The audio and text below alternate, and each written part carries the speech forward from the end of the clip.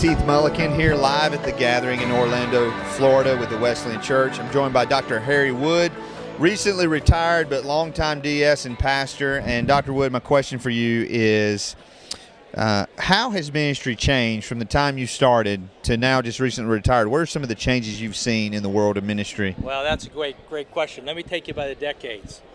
In the 60s, when I first began ministry, in 1960s, the emphasis upon the church was very ingrown. And it was a cloister kind of approach to ministry. In the 1970s, we moved from that to grace. We began to be more acknowledging and expressive of what God could do in people's lives. And so we began to expand things a little bit beyond that. Then, and so it became a more welcoming situation for people. But the idea was we wanted to bring them to our place. Yeah. In the 1980s, we began to see a shift, and that is God began to work in our lives. We began to recognize that we needed to change who we were and begin to adapt to the culture around us.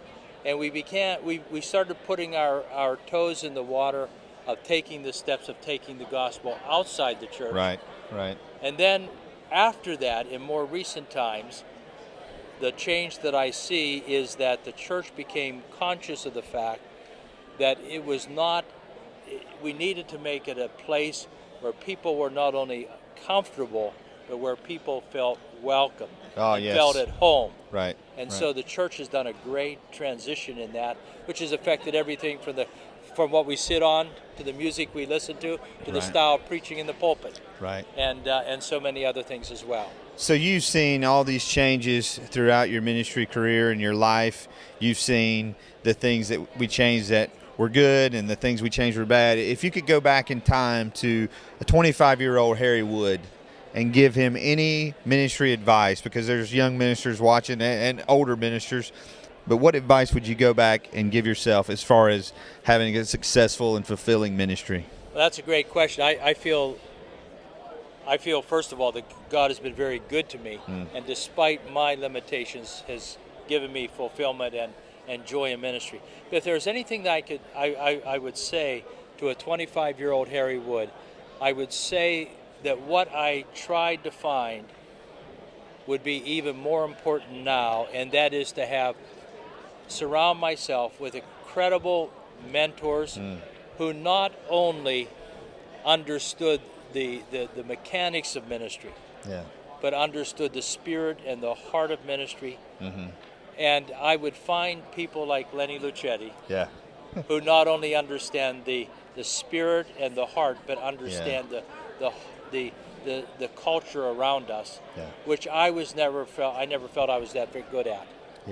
And so I would want mentors in various areas of life, my own personal character, my ministry skills, organizational skills, but I would also want a mentor as it related to culture, and I never had that. That's so important. We live in a day and age, folks, where through technology, you don't have to be in person with somebody to have even that relationship. And maybe you're a pastor watching this, and what Dr. Wood just said really resonates with you. I would encourage you, about 2 years ago, a group of guys on Facebook, we just started a coaching group. Wonderful. None of us knew what we were doing. We were all in new positions, but those guys have saved my neck just to have a place to talk, that we're investing in each other.